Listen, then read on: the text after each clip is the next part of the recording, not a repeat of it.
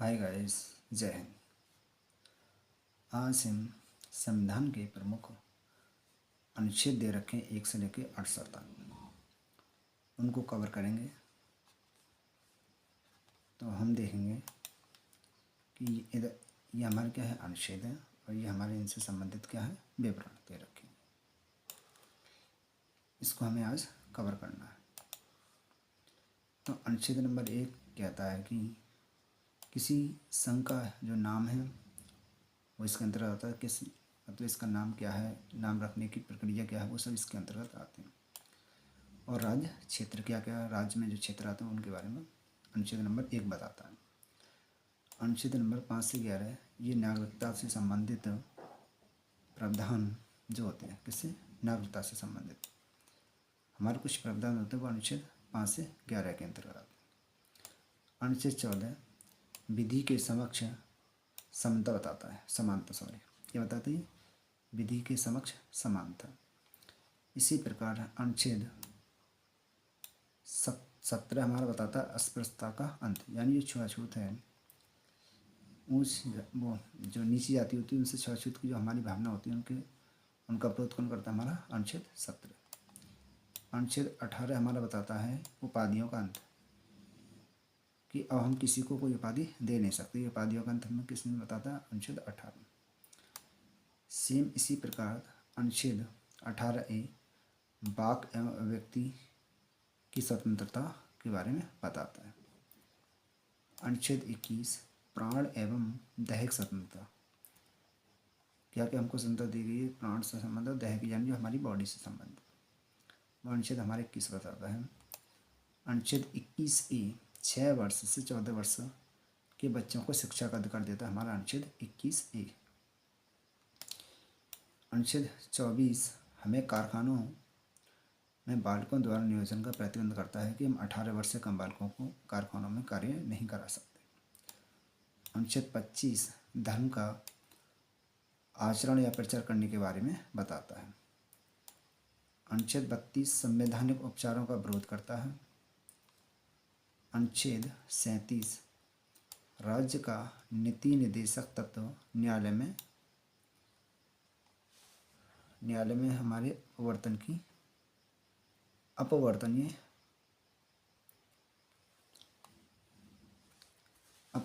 के बारे में ये बताता है।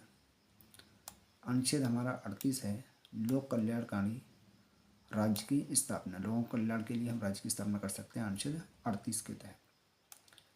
अनुच्छेद 39A निःशुल्क विधिक सहायता के बारे में हमको बताता है। अनुच्छेद 40 हमारा ग्राम पंचायत से संबंधित होता है, ग्राम पंचायतों का संगठन क्या है उनसे संबंधित हमारा अनुच्छेद 40। अनुच्छेद 44 समान नागरिकता संहिता का अधिकार देता है। अनुच्छेद 47 पोषण का अधिकार एवं मादक पेय पदार्थ के बारे में ये बताता है। अनुच्छेद 48 कृषि एवं पशुपालन का संगठन के बारे में बताता है। अनुच्छेद 50 कार्यपालिका से न्यायपालिका का पृथक्करण करता है, कौन, अनुच्छेद 50। अनुच्छेद 51 अंतर्राष्ट्रीय शांति और सुरक्षा के बारे में बताता है। 51 हमारा अनुच्छेद 51 का ये बताता है मूल कर्तव्य के बारे में। अनुच्छेद 52 में भारत के राष्ट्रपति का उल्लेख किया गया है, भारत के राष्ट्रपति का। अनुच्छेद 53 में संघ की कार्यपालिका की शक्ति का वर्णन किया गया। अनुच्छेद 54 में राष्ट्रपति का निर्वाचन कैसे कैसे होता है इसके बारे में बताया गया है। अनुच्छेद 55 राष्ट्रपति के निर्वाचन की रीति क्या है उसके बारे में ये बताता है। अनुच्छेद 56 राष्ट्रपति की पदावधि क्या है, कितने साल तक वो रह सकते हैं, इसके बारे में हमें जानकारी मिलती है। अनुच्छेद 60 राष्ट्रपति की शपथ के बारे में बताता है। अनुच्छेद 61 राष्ट्रपति पर महाभियोग चलाने की प्रक्रिया के बारे में हमें ये बताता है। अनुच्छेद 63 भारत का उपराष्ट्रपति के बारे में बताता है। अनुच्छेद 71 राष्ट्रपति और उपराष्ट्रपति के निर्वाचन संबंधित विधि के बारे में बताता है। अनुच्छेद 72 क्षमादान की शक्ति, यानी राष्ट्रपति में समाधान की क्षमादान की हमारी शक्ति होती है वह अनुच्छेद 72 के अंतर्गत आती है। अनुच्छेद 76 भारत का न्यायवादी हो, इसके बारे में बताता है भारत का एक न्यायवादी होता है। अनुच्छेद 79 संसद का गठन के बारे में बताता है कि संसद का गठन किस प्रकार से करना है। अनुच्छेद 80 राज्यसभा की संरचना के बारे में बताता है। अनुच्छेद 81 लोकसभा की संरचना का वर्णन करता है। अनुच्छेद 108 कुछ दशाओं में सदनों की संयुक्त बैठक के बारे में ये हमको बताता है। अनुच्छेद 110 धन विधेयक की परिभाषा के बारे में बताता है। अनुच्छेद 112 वार्षिक वित्तीय विवरण के बारे में ये बताता है। अनुच्छेद 123 संसद की विश्रांति काल में राष्ट्रपति का अध्यादेश के बारे में हमको ये बताता है। अनुच्छेद 124 उच्चतम न्यायालय की स्थापना और गठन के बारे में ये बताता है।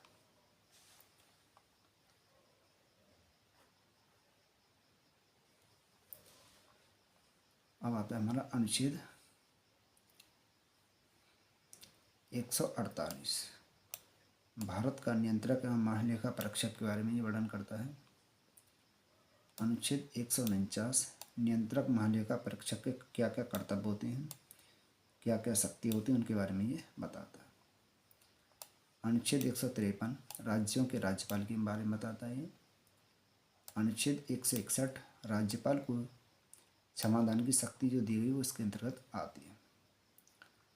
अनुच्छेद 165 राज्य का महाधिवक्ता के बारे में बताता है। अनुच्छेद 213 विधानसभा में अध्यादेश प्रख्यात करने की राज्यपाल के पास जो शक्ति होती है उसके बारे में ये बताता है। नेक्स्ट आता है हमारा अनुच्छेद 214 राज्य के लिए उच्च न्यायालय के बारे में बताता है कि राज्यों के लिए क्या क्या उच्च न्यायालय होती है उसके बारे में वर्णन करता है। अनुच्छेद 215 उच्च न्यायालयों का अभिलेख न्यायालय होना, कि जो उच्च न्यायालय उनका एक अपना एक अलग अभिलेख न्यायालय होना चाहिए, उसके बारे में हमको बताता है। अनुच्छेद 226 कुछ रिट निकालने के लिए उच्च न्यायालय की शक्ति के बारे में हमको बताता है। नेक्स्ट हमारा अनुच्छेद 246 है जिसमें जीएसटी का वर्णन किया गया।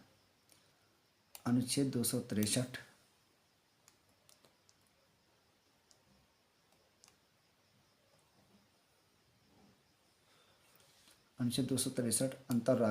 अंतर्राज्य परिषद का गठन के बारे में ये बताता है। अनुच्छेद 266 संचित निधि के बारे में बताता है। नेक्स्ट है हमारा अनुच्छेद 267 आकस्मिकता की निधि। अनुच्छेद 280 वित्त आयोग के बारे में ये बताता है। अनुच्छेद 300 का संपत्ति का अधिकार के बारे में बताता है। अनुच्छेद 315 संघ एवं राज्यों के लिए लोक सेवा आयोग के बारे में ये बताता है। अनुच्छेद 324 निर्वाचनों के अधीक्षण निर्देशन और नियंत्रण का निर्वाचन आयोग में निहित होता है, इसके बारे में हमको बताता है।